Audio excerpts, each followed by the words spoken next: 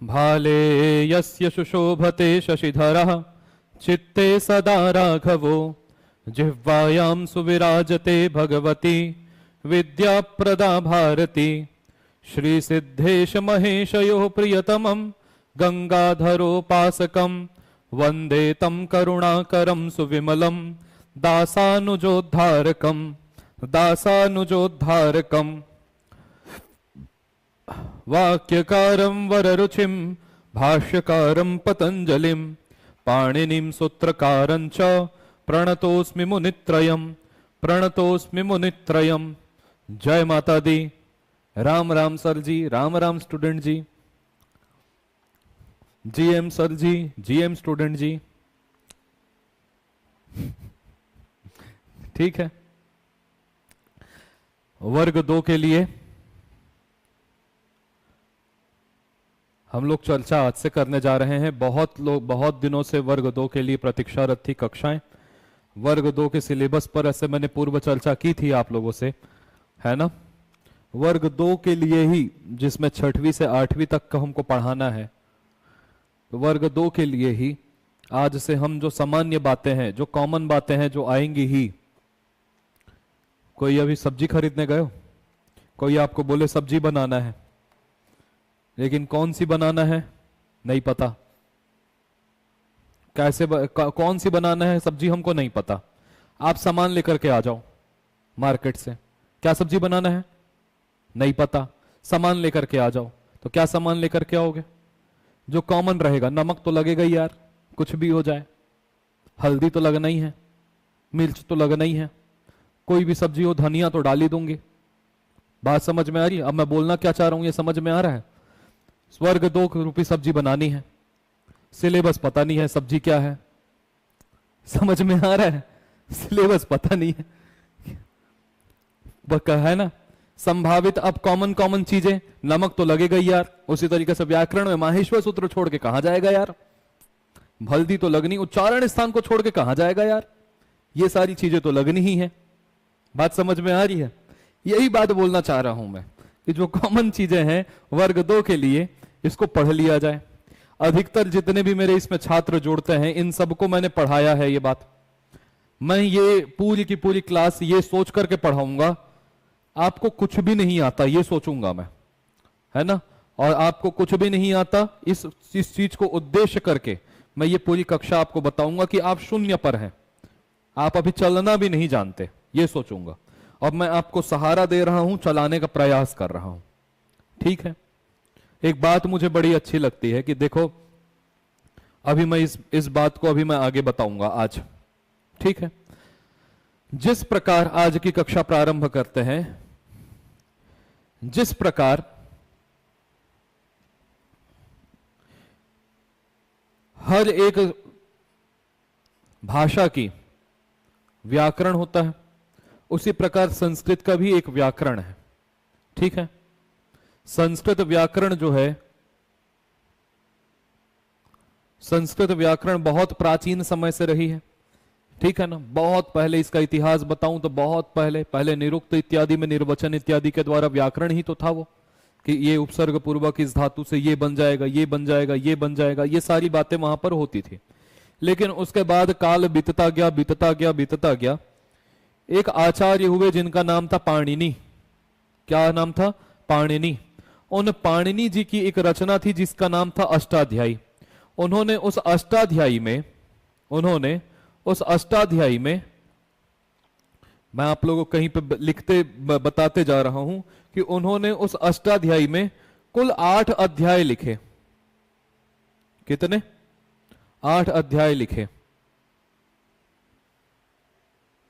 ये कॉमन बातें हैं, नोट भी करते जाते हैं कहीं पे। ठीक है। तो पाणिनि मुनि हुए, और उन पाणिनि जी की एक रचना हुई व्याकरण में जिसका नाम था अष्टाध्यायी। इस अष्टाध्यायी में, जैसे कि नाम से ही पता चल रहा होगा, इसमें 8 अध्याय होंगे। क्लियर है? इसमें टोटल 8 अध्याय हैं और उन 8 अध्यायों को अर्थात एक एक अध्यायों को 4-4 भागों में बांट दिया गया है। तो वो जो भाग है उन्हें ही हम पाद के नाम से बोलते हैं। तो एक अध्याय में 4 पाद, दूसरे अध्याय में 4 पाद, तीसरे अध्याय में 4 पाद, इस प्रकार से 8 अध्याय में 8 अध्यायों को 4-4 पादों में विभक्त किया गया है। लिख सकते हैं कि प्रत्येक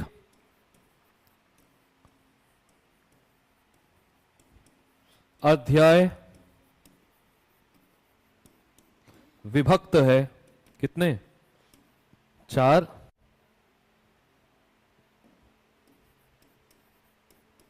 पादों में। जब एक अध्याय में 4 पाद हैं तो 8 अध्याय में कितने पाद होंगे? 32। कुल मिला के ये सकते हैं क्या कि अष्टाध्यायी में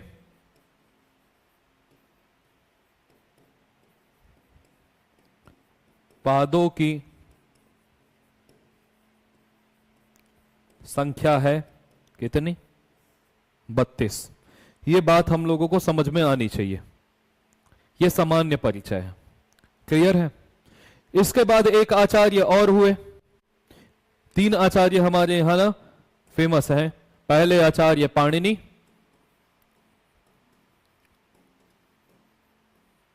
दूसरे कौन?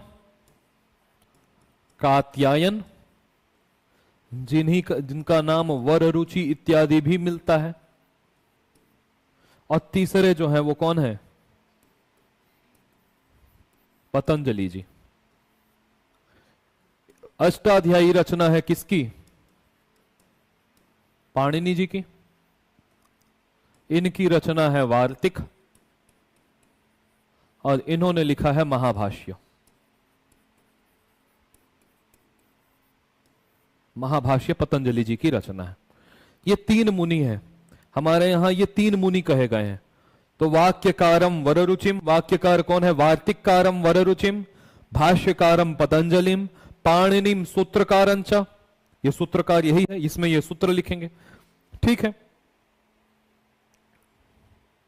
अब पाणिनि जी के बारे में मैं थोड़ा बताऊं।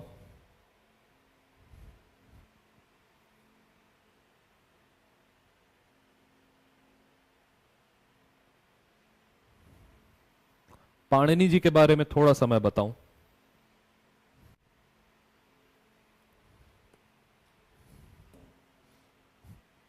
तो पाणिनि जी ने अपने अष्टाध्यायी में 8 अध्याय लिखे, 4 पादों में विभक्त किए, कुल 32 पाद हुए और लगभग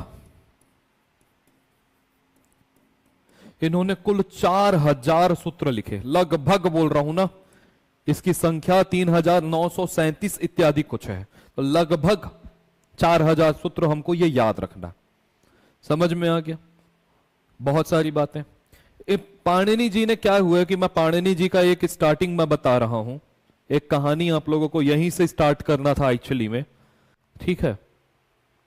एक कहानी मैं आप लोगों को पाणिनि जी की बताऊं और वहां से हम लोग प्रारंभ करते हैं। पाणिनि मुनि जो है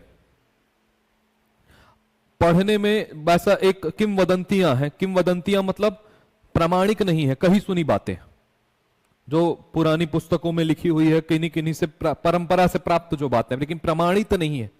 कुछ लोग कहते हैं कि पाणिनि जी जो है, हमने भी सुना है कहीं कि पाणिनि जी जो है पढ़ने में थोड़े कम थे, मतलब बुद्धि उतना कार्य नहीं करती थी, पढ़ने में नहीं लगता था। और साथ में मैंने ऐसा भी सुना कि वररुचि और ये दोनों साथ में पढ़ते थे, कात्यायन जी और ये। लेकिन बाद में ये भी कई बातों से सिद्ध होता है कि वररुचि का समय बहुत आगे था। तो ये दोनों आपस में पढ़ते थे, एक ही गुरु से पढ़ते थे। तो पाणिनि जी बहुत थोड़े बुद्धि में कम थे, वार्तिककार बुद्धि में तेज थे, वररुचि जी। लेकिन पाणिनि जी गुरु जी की सेवा बहुत करते थे और वो गुरु जी की सेवा उतनी नहीं करते थे। तो गुरु जी का प्रेम किसके ऊपर रहेगा? पाणिनि जी के ऊपर में। पाणिनि जी एक दिन चरण दबा रहे थे, दबाते दबाते उन्होंने पूछा, सारी बातें बताई कि वो मुझसे आगे बढ़ जाता है पढ़ने में और मैं कुछ नहीं कर पाता हूं। तो गुरु जी ने कहा कि देखो एक काम करो। गुरु जी प्रसन्न थे, पैर दबाते समय प्रसन्न रहता है व्यक्ति। तो गुरु जी ने कहा कि देखो यहां से तुम जाओ और इस स्थान पर जाना, वो स्थान कौन सा है? जिस स्थान पर बोले कि हिमालय के आसपास में, वहां तुम देखना कि सनक, सनंदन, सनातन, सनत कुमार, ये 4 ऋषि हैं, वो तपस्या कर रहे होंगे। किसकी तपस्या कर रहे हैं? शिव जी के लिए। और तुम वहां जाना और जा करके बस नीचे तुम वहां तुम भी ध्यान लगाने बैठ जाना। जब भगवान शिव उनकी सनक, सनंदन, सनातन, सनत कुमार और तुम्हारी तपस्या से प्रसन्न होकर के जब तुम्हें दर्शन देंगे, तब तुम्हारे सारे कार्य सफल हो जाएंगे। जब तुम जाते हो सारी विद्या प्राप्त हो जाएगी। ठीक है, अब भगवान जो है प्रसन्न हुए सनक, सनंदन, सनत कुमार इन सब से, और प्रसन्न होकर के उन्होंने नृत्य करने लगे। नृत्य और नृत्य में अलग अलग बातें होती है। नृत्य अलग है, नृत्य अलग है। यहां पर चर्चा करने की आवश्यकता नहीं है, कहते वैसे एक जैसा ही होता है, लेकिन फर्क होता है। नृत्य और नृत्य, ये भारत के नाट्य शास्त्र में ये सारी बात आई है कि नृत्य क्या होता है और नृत्य क्या होता है। समझ में आ रहा है? तो बोलते हैं कि जब भगवान आए प्रसन्न होकर के, और नटराज की मुद्रा में आए थे। नटराज से समझते हो कि भगवान का, शिव का ये एक अवतार है नटराज। तो बोल रहे हैं कि जब नृत्यावसाने, जब नृत्य का अवसान हो गया, अवसान मतलब जहां आगे कुछ ना हो उसको अवसान बोलते हैं। तो बोल रहे हैं कि जब नृत्य का अवसान हो गया, तब वहां पर क्या हुआ? तो नृत्य के अवसान, जब नृत्य अपने अवसान को प्राप्त हो गया, तब नटराज राज भगवान जो थे, नटराज के भी जो राजा, ऐसे कौन है? भगवान शिव। ठीक है, तो नटराज राज ने ननाद बजाया।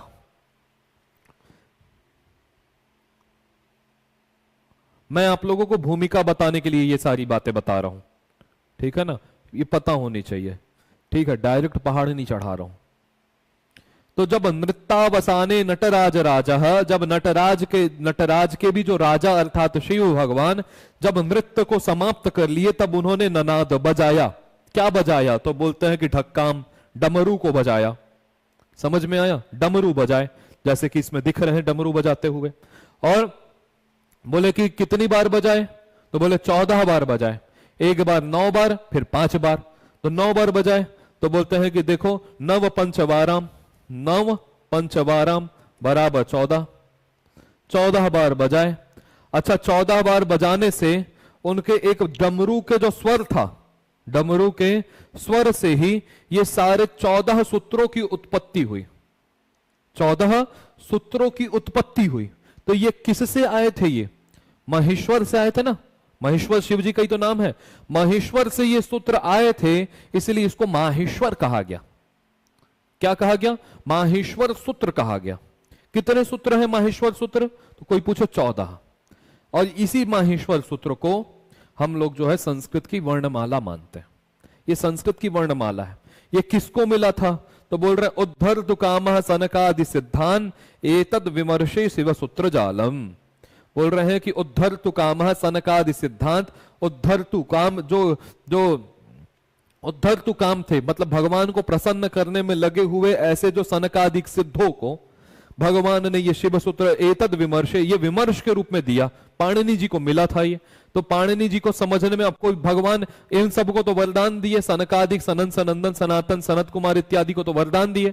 पाणिनि जी की ओर देखे और देख करके उनको डमरू बजाया। कितनी बार बजाया? 14 बार बजाया। पाणिनि जी को समझने में देर नहीं लगी कि ये और कुछ नहीं है, ये वर्णों को ही मुझे दे रहे हैं।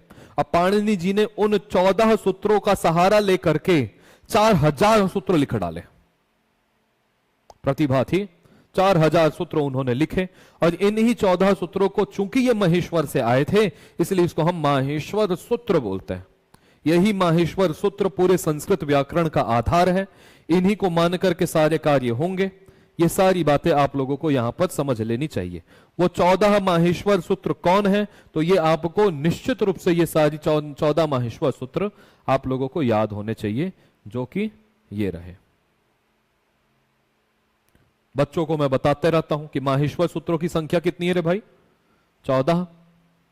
क्लियर है?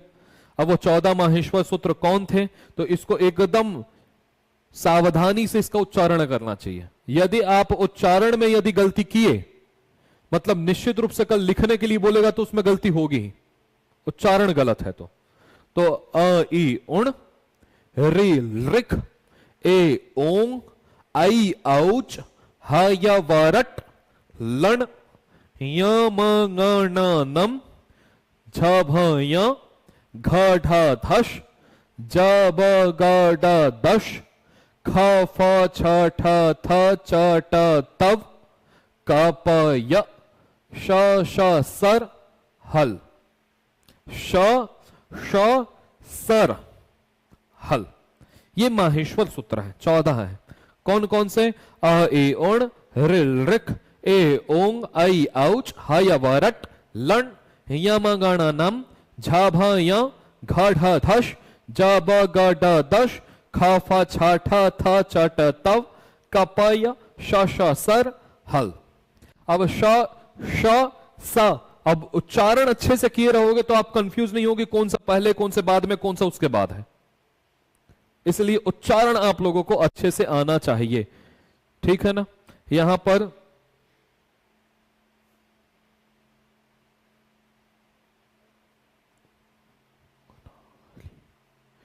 ये शशि, आप नए स्टूडेंट हो क्या?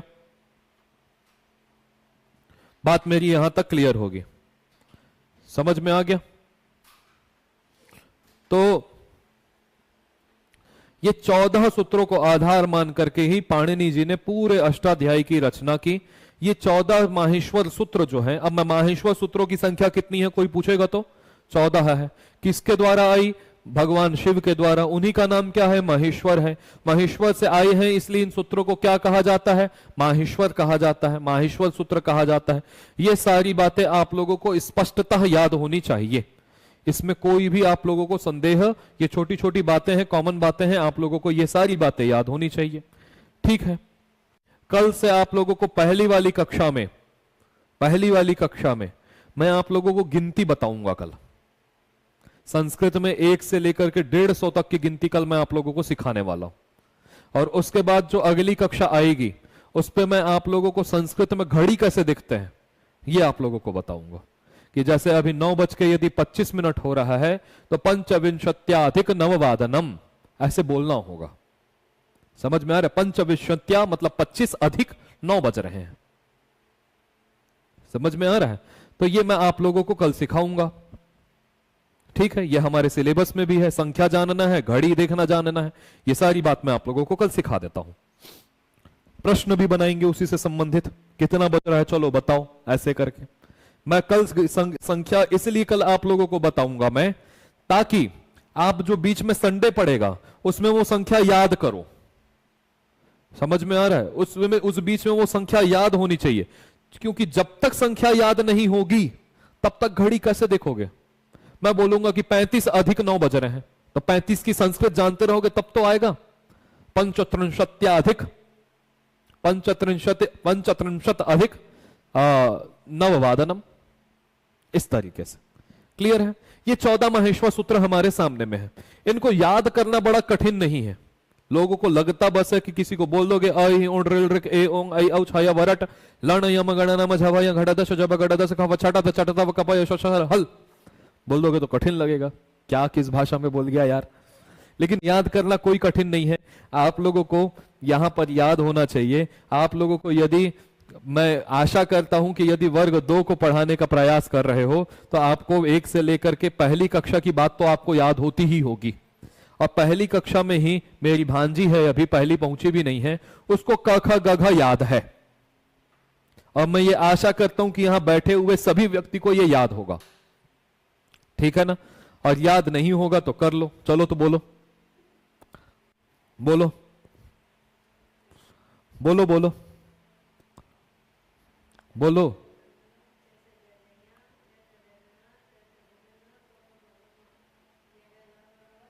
यारा लावा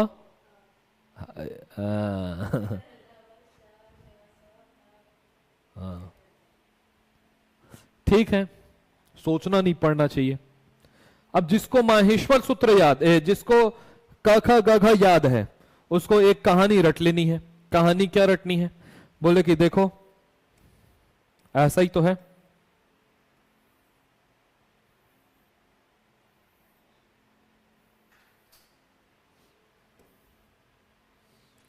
क ख ग घ ग छ छ जा झा या, ट ठ डा ढाणा, त थ दा धाना, प फ ब भ म। अब मैं बोलूंगा कि देखो ये जो 5 अक्षर थे क ख ग घ ङ, इसमें पहला अक्षर कौन था? क। आज से हम 5 टीम बनाने जा रहे हैं आईपीएल की। एक क11, एक क11, च11, नहीं क5, K5 बनाएंगे हम लोग। क5, च5, ट5, त5 और प5। समझ में आ रहा है? टीम का नाम हम रख देते हैं क वर्ग, च वर्ग, ट वर्ग, त वर्ग और प वर्ग। बात समझ में आ गई? क वर्ग, च वर्ग, ट वर्ग, त वर्ग और प वर्ग। और ये कप्तान है अपने अपने वर्ग के। इसका मतलब क वर्ग का क वर्ग है कप्तान, है ना? क ख ग घ ङ, ये 5 टीम मेंबरों का एक कप्तान है क, इसलिए इसी के नाम पे टीम पड़ा है, नाम पड़ा है क वर्ग। उसी प्रकार च छ जा झा य, इनका कप्तान है पहला अक्षर च और टीम का नाम है च वर्ग। ट ठ ड ढ ण, इसमें इस टीम का नाम है, इसका टीम का कप्तान है ट और वर्ग टीम का नाम पड़ा है ट वर्ग। त थ द ध न, इस टीम के कप्तान है त वर्ग, त और टीम का नाम है त वर्ग। उसी प्रकार प फ ब भ म, पहला अक्षर प वो कप्तान है और उसी के नाम पे टीम का नाम पड़ा है प वर्ग। बात इतनी मेरे ख्याल से क्लियर होगी, समझ में आ रहा है? अब मैं पूछूं कि क वर्ग में कितने टीम थे भाई, कितने मेंबर थे? 5। मैं इससे पूछूं कि क वर्ग का पहला मेंबर कौन है? क खुद है। दूसरा मेंबर कौन है बताओ तो? ख है। पांचवा मेंबर कौन था? ङ था। चौथा मेंबर कौन था? घ था। तीसरा मेंबर कौन था? ग था। मैं बोलूंगा कि त वर्ग की टीम की बात करते हैं। त वर्ग टीम में तीसरा व्यक्ति कौन है? द। चौथा व्यक्ति कौन है? ध। पांचवा व्यक्ति कौन है? न। त वर्ग में। अच्छा, प वर्ग की टीम को ध्यान दो। प वर्ग की टीम का दूसरा मेंबर कौन है? फ। याद हो गया ना? इसको हम आसान भाषा में अगर कहें तो क वर्ग में 5 अक्षर थे, तो क ख ग घ ङ, तो ये देखो निश्चित रूप से ये पहला अक्षर होगा, ये दूसरा अक्षर होगा, ये तीसरा अक्षर होगा, ये चौथा अक्षर होगा, ये पांचवा अक्षर होगा। बात समझ में आ गई? ये ध्यान होगा। अब मैं आप लोगों से पहेली खेलूं और मैं बोलूं कि ट वर्ग का तीसरा अक्षर बताओ, तो क्या आएगा? ड। ट ठ ड, है ना? ड। अब मैं बोलूं कि देखो क वर्ग का पहला अक्षर बताओ, च वर्ग का चौथा अक्षर बताओ, झ। ट वर्ग का पहला अक्षर बताओ, ट। ट वर्ग का अंतिम अक्षर बताओ, ण। तो एक वर्ग में 5 अक्षर, 5 वर्गों में 25 अक्षर, 5 पंचे 25। समझ में आ गया कि नहीं? ये बात हम लोगों को एकदम स्पष्टतः क्लियर होनी चाहिए। ये सारी बातें, इतनी बातें हमको क्लियर होनी चाहिए। क्लियर है? अब आगे देखो आप लोग। अब इसको याद करना क्यों कठिन नहीं है, मैं ये बोल रहा था। अब ध्यान से देखना, यहां तक बात को छोड़ दो। हम लोग 1 2 3 4 5 ऐसे जाते हैं ना। अब हम लोग जाएंगे 5 4 3 2 1, ऐसे जाएंगे माहेश्वर सूत्र को जब याद करेंगे। ठीक है? अब यहां पर ध्यान से देखो, इस वर्णों को ध्यान से देखो, य म ग ण न। समझ में आ गया? इससे पहले भी आप लोगों को एक बात मैं बता दूं कि कभी भी माहेश्वर सूत्रों के अंतिम अक्षर का ग्रहण हम नहीं करते। माहेश्वर सूत्र कितने? 14। उन 14 माहेश्वर सूत्रों में जो अंतिम अंतिम अक्षर होगा उसका ग्रहण हम नहीं करेंगे। ठीक है ना? अ इ उण में ण का ग्रहण नहीं होगा। बात समझ में आ रही है? अ इ उण में ण का ग्रहण नहीं होगा। रिल रिक में क का ग्रहण नहीं होगा। ए उंग में ङ का, ऐ औच में च का, हय वरट में ट का, लण में ण का, यम गणनम में म का, झभय में य का, घ धश में श का, जब गड़ दश में श का, छख छठत चटतौ में व, कपय में य, शर में र और हल में ल। ये आपको नियम याद रखना है। इसका ग्रहण नहीं करते हम लोग किसी हालत में। ठीक है? जब नहीं करते, अब मैं आप लोगों से यदि पूछूं, बताओ भाई, इस अक्षर को ध्यान से देखना, य म ग ण न 5 अक्षर थे। ये कौन कौन से हैं? तो आपको तुरंत याद आ जाएगा कि ये वर्ग के पांचवे पांचवे अक्षर हैं सर। एक कॉमन बात है इन पांचों में। वो कॉमन बात क्या है कि ये वर्ग के ना पांचवे पांचवे अक्षर हैं। मैंने देखा कि य जो है वो च वर्ग का पांचवा अक्षर है, ये म जो है ये प वर्ग का पांचवा अक्षर है। ये जो न की बात कर रहे थे आप, ये ग जो है वो क वर्ग का पांचवा अक्षर है। आप ण की बात कर रहे थे, ये ट वर्ग का पांचवा अक्षर है। उसी प्रकार जब आप न की बात कर रहे थे, ये त वर्ग का पांचवा अक्षर है। हमने पांचवा पांचवा पांचवा पांचवा निकाल लिया। अब किसकी बात करेंगे? उल्टा चल रहा है ना, पांचवा के बाद क्या आएगा? चौथा। तो बोल रहे कि आगे वाले को देखो, ये झ भ, आगे के पांच अक्षर को देख लो, झ भ घ ढ ध, ये चौथे चौथे अक्षर आएंगे माहेश्वर सूत्रों में, ये चौथे चौथे अक्षर हैं। अब बताओ, झ जो है ये च वर्ग का चौथा अक्षर था, उसके बाद भ जो है ये प वर्ग का चौथा अक्षर था, उसके बाद घ जो आया वो क वर्ग का चौथा अक्षर आया, उसके बाद ढ जो आया वो ट वर्ग का चौथा अक्षर आया, इसके अलावा ध जो आया वो त वर्ग का चौथा अक्षर आया। क्लियर हो गया? समझ में आ रहा है कि नहीं मेरी बात? ठीक। अगले पांचवे अक्षर को देखो तो कौन कौन से मिलेंगे? पांच अक्षर तीसरे तीसरे देख लो, 1 2 3 4 5। समझ में आ गया? अब तीसरे तीसरे अक्षर को देखते देखो, बोले कि ज जो है वो च वर्ग का था, उसके बाद ब को देखो तो ये प वर्ग का तीसरा अक्षर था, ग को देखोगे तो क वर्ग का तीसरा अक्षर होगा, ड को देखोगे तो ट वर्ग का, और द को देखोगे तो त वर्ग का। मिलते जा रहा है। आदिरंत्येन सहिता, मिटा दी तुरंत। बात मेरी क्लियर होगी? उसके बाद और आगे देखो, अगले पांच अक्षर को देख ले क्या, 1 2 3 4 5। ठीक है, अगले पांच अक्षरों को देखो तो ये पांच अक्षर आपको अगले पांच मिल जाएंगे। अब देखो ये च वर्ग, ये ख देखो, ख क वर्ग का दूसरा अक्षर, फिर फ प वर्ग का दूसरा अक्षर, फिर च वर्ग का दूसरा अक्षर, फिर ठ क्या है ट वर्ग का दूसरा अक्षर, और थ ये किसका? त वर्ग का दूसरा अक्षर। मिल गया? इसके बाद हमको क्या देखना है? पहला पहला अक्षर। तो देखो पहला पहला अक्षर बताया है, बोल रहे हैं च ट त, तो ये च जो है और ये क प, तो ये च यहां मिल जाएगा, ट यहां मिल जाएगा, त यहां मिल जाएगा, क और ये क यहां मिल गया, और ये प यहां मिल गया। अब बताओ इसको याद करना कठिन होगा क्या? नहीं होना चाहिए। यम गण न, यम गण न, झ भ घ ढ ध, ज ब ग ड द, ख फ छ ठ थ, च ट त क प। यहां तक आपको याद हो जाना चाहिए। इस तरीके से याद कर लोगे कि नहीं बताओ?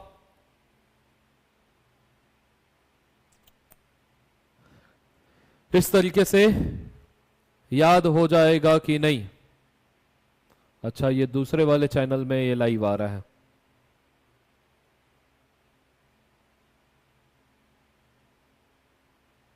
तभी मैं सोचूं कि ज्यादा लोग क्यों नहीं जोड़े हैं।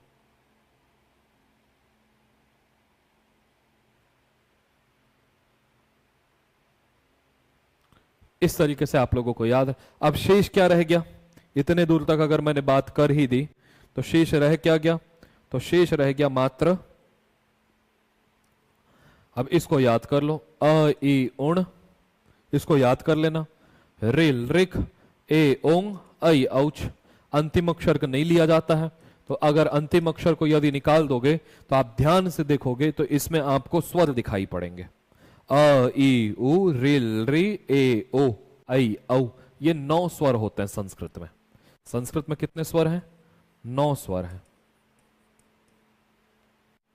9 स्वर होते हैं। क्लियर हो गई बात? ये 9 स्वर होते हैं हमारे यहां। तो बोले कि 9 स्वरों को कितने सूत्रों में बताया गया है? स्वरों की गिनती कितने? 4 सूत्रों में बताया गया। इसके अतिरिक्त व्यंजन है, तो व्यंजनों की संख्या यहां से गिन लेना। तो यहां ये कितने हो गए? 1 2 3 4 5, फिर 5 पंचे 25, और ये 5 30, और 30 के बाद ये जो है 1 2 3 4 34 है, 33 ही है क्योंकि ह जो है वो दोबारा आ जाएगा, 33 होंगे। तो 33 व्यंजनों, 33 व्यंजन और 9 स्वर, दोनों को मिला दोगे तो 43 वर्ण हो जाएंगे। अब 42 हो जाएंगे कि नहीं? 42 हो जाएंगे। क्लियर हो गई बात? इस तरीके से हम लोगों को ये सारी बातें जानना है। ये बात हम लोग जान गए। तो इधर से ह या व र ल इतना याद करना, इधर से श श स ह को श श स ह इसको याद करना। स्वर आप लोगों को याद हो ही गए होंगे और बीच का तो आसान है ही, तो ये आप लोगों को कठिन नहीं होना चाहिए। अब एक चीज और बताता हूं, उसके बाद आज की कक्षा को हम लोग जो है समाप्त करते हैं। ये बात ये है कि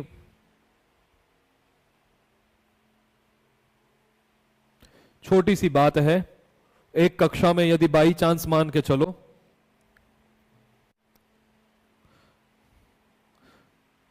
बहुत सारे लोग बैठे हुए थे, अपने छात्रों के नाम लिखते हैं हम लोग। रेणु बैठी हुई थी, ठीक है, प्रियंका थी, ठीक था, उसके बाद सुमित्रा थी, और कौन है भाई? शशि थी, इसके अलावा भी एक सुरेखा जी थी, हमारे बहुत अच्छे छात्र मनोहर जी थे, इसके अतिरिक्त और भी लोग हो सकते हैं, मेरे कॉलेज के स्टूडेंट, रौनक था, रितिका थी, खुशी थी, ये सारे लोग थे यहां पे, सब बैठे हुए थे। अब मुझे काम था, किससे काम था? तो मेरे को 5 लोगों से काम था। ये टोटल कितने थे? 1 2 3 4 5 6 7 8 9, 9 लोग बैठे। एक 10वां और कर लेते हैं। 10वां किसका नाम लिखो? मनस्वी का लिख देते हैं, ठीक है।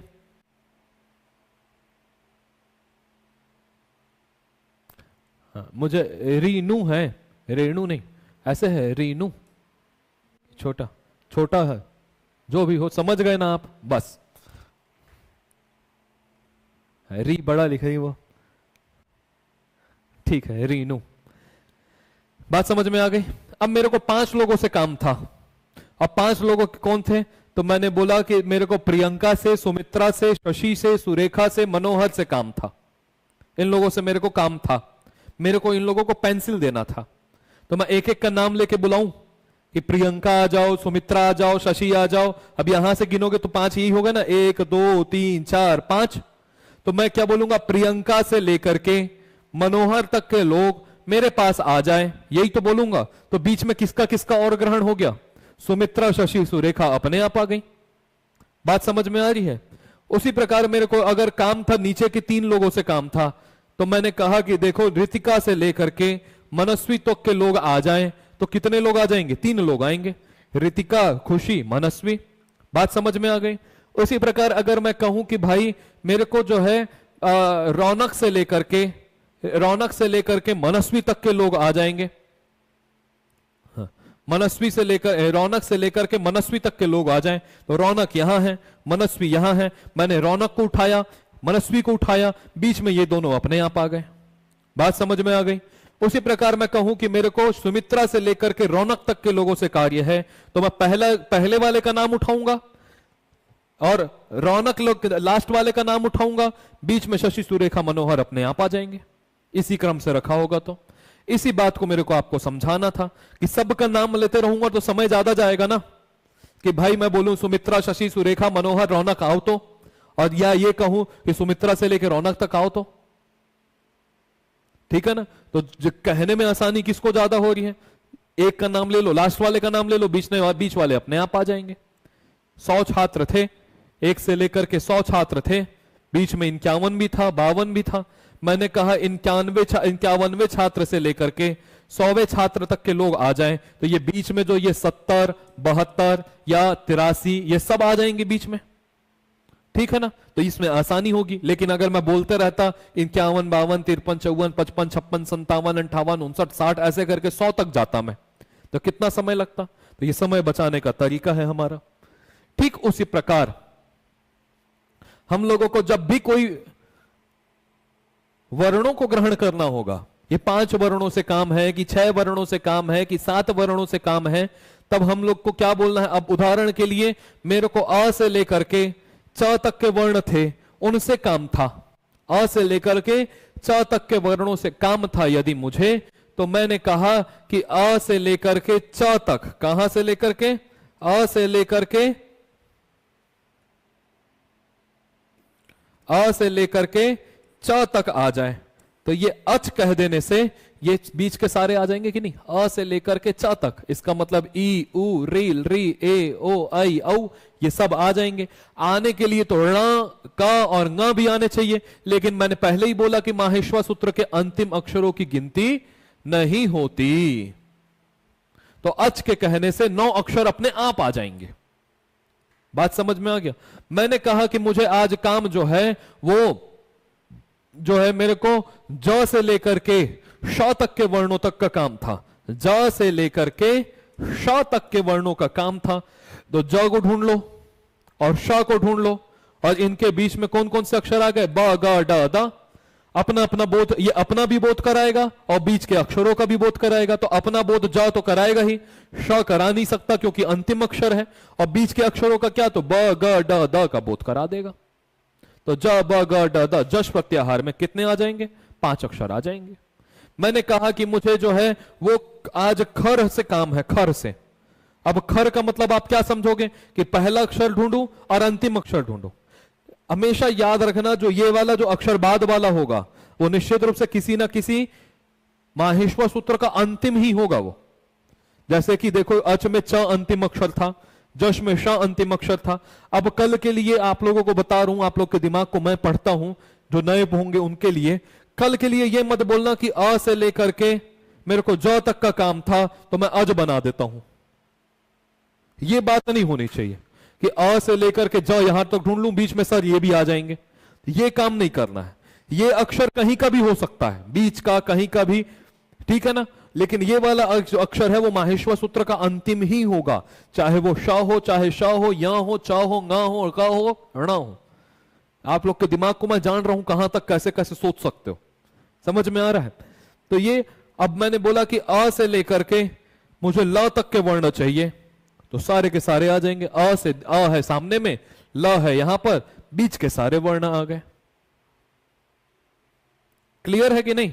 तो ये सारी बातें आप लोगों को एकदम स्पष्ट होनी चाहिए, इसमें कोई भी किसी भी प्रकार का संशय नहीं होना चाहिए।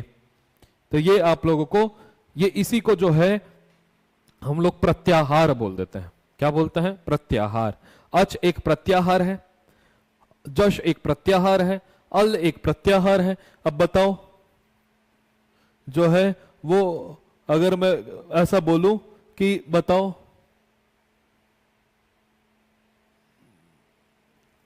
झर प्रत्याहार बनाओ, झर, तो पहले देखोगे झ यहां मिलेगा, उसके बाद देखोगे र जो कि यहां मिलेगा, ये बन जाएगा झर। और ये आगे नदी कैसे बढ़ती है, नदी आगे की ओर जाती है ना कि पीछे की ओर जाती है, आगे की ओर जाती, पीछे जब भी जाते देखे हो, नहीं देखे। हमेशा जो है ऐसा मत सोच लेना, एक दिमाग आप लोगों को और बता रहा हूं, सर ऐसा करते हैं ना, यहां से ऐसे ऐसे कर रहे थे। एक काम करते हैं कि न से लेकर के अ तक के वर्ण ढूंढते हैं और न बना देते हैं। ऐसा नहीं करना है, उल्टा नहीं बहाना है गंगा को, गंगा सीधी ही बहेगी। समझ में आ रहा है, क्योंकि आप भी पहले ऐसे ही सोचते रहे होगे।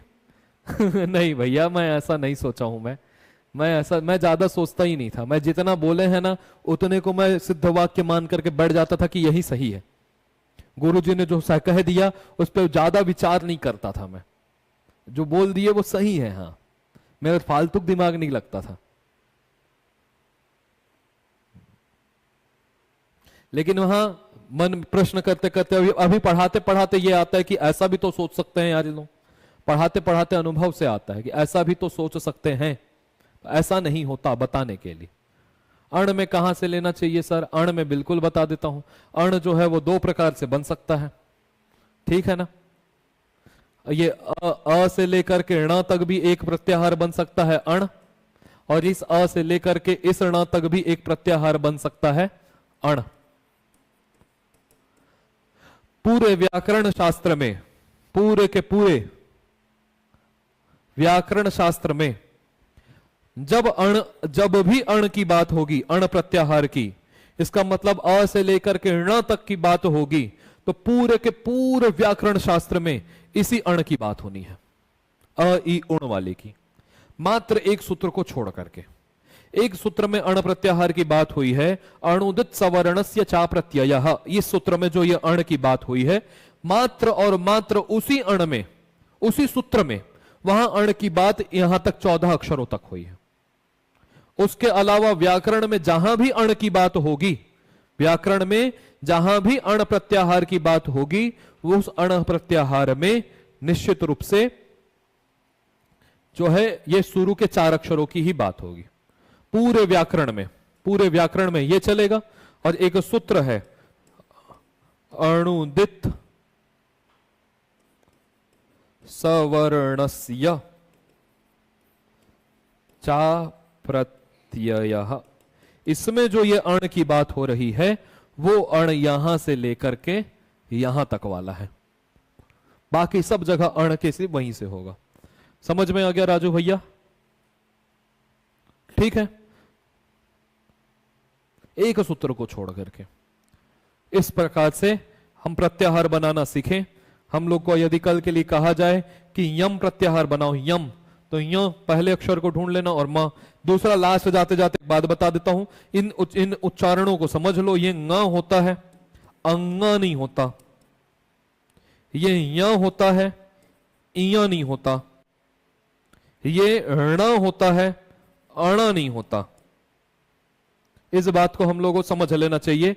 बचपन में यही होता था कि माँ हमको जो है, जब माँ ने बोला कि देखो भाई तेरे से ङ बोलते नहीं बन रहा है, माँ ने बोला चल एक अ का सहारा ले और ङ बोलता, तो हम लोग बोलते थे अंगा, अंगा। समझ में आता ना? माँ पहले सिखाती ना कि भाई कर्पूर बोलते नहीं बन रहा है, कर्पूर तो करपूर ऐसे अलग अलग बोल, तो उसके बाद मिला के बोलना। जब पढ़ना भी हम लोग सिखाते हैं बच्चों को, तो बताते हैं कि ना देखो ये ना है, और ये का है, ये माँ है, और ये ला है, तो वो का मा ला हो गया। साथ में पढ़, अब साथ में पढ़, इसको समझ में आ गया? ऐसे हम लोग राजा मंत्री चोर सिपाही जब खेलते थे, कि राजा मंत्री आता है ना, चोर सिपाही, तो एक हमारी छोटी बहन थी, मामा की बेटी श्री, तो वो श्री जो है नया नया पढ़ना सीखी थी, मैं भी खेलूंगी, मैं भी खेलूंगी। तो वो ऐसी पढ़ती थी, ऐसे देखती थी, तेरे में क्या आया है श्री? मेरे में र आ ज अ राजा। अरे च ओ र, मैं तो चोर हूं। वो पढ़ के बताती थी, जबकि बताना नहीं रहता था कि कौन चोर है करके। ठीक है ना? चोर, मेरे में तो चोर आया है, ऐसे वाला। ठीक है, तो हम लोग इसको, मां बोली कि भाई अंगा नहीं बोल पा रहे हैं, अ का सहारा ले, बोल जा। कोई बचपन में हम चल भी तो नहीं पाते हैं, तो मां क्या करती है, एक वॉकर का सहारा देती है और बोलती है चल जा। लेकिन वॉकर का सहारा कब तक? जब तक हम चलना ना सीख जाए तब तक। वॉकर छुड़वाना भी जरूरी है, यदि नहीं छुड़वाओगे तो जीवन भर उसी के सहारे चलेगा वो। जब हमको बोलना आ गया तो मां पकड़वाई तो जरूर, हमारे बच्चों, हमारे टीचरों ने, या जो भी हमारे जिन्होंने भी सिखाया, उन्होंने अ का सहारा दिया तो जरूर, लेकिन जब बोलना सिखाना था कि ङ होता है अंगा नहीं, तब सिखाया नहीं उन्होंने, क्योंकि वो भी बचपन से यही पढ़ते आ रहे हैं। समझ में आ रहा है? जब उनको यहाँ बोलना नहीं आया तो इया बोल दे बोले, तो ई का सहारा दिए, लेकिन कब तक? जब तक यहाँ बोलना सीख ना जाए। जब सीख गया बच्चा तब ई का सहारा छुड़वा देना था, तो छूटा नहीं। अणा बोलते नहीं बनता था, तो मां बोली कि अ का सहारा ले और बोल जा, तो हमने कहा अणा, लेकिन छुड़वाना भी तो था, तो अणा। इस उच्चारण को हम लोगों को सीख लेना चाहिए। और कोई क्वेश्चन हो तो बताओ, इसके बाद कल से उच्चारण स्थान के बारे में आप लोगों को बताऊंगा, अन्यथा यहीं पे समाप्त किया जाए। ये वर्णों के उच्चारण स्थान के बारे में कल चर्चा करते हैं अपन लोग, आज करेंगे तो ज्यादा हो जाएगा। वर्णों के अभ्यांतर प्रयत्न के ऊपर चर्चा करेंगे, है ना। उसके बाद बाह्य प्रयत्न पर भी चर्चा करते हैं। उसके बाद देखते हैं संधियों को। कल आप लोगों को गिनती करना सिखाता हूं मैं पहली कक्षा में, ठीक है। जुड़े रहे, बने रहे, आप सभी का धन्यवाद।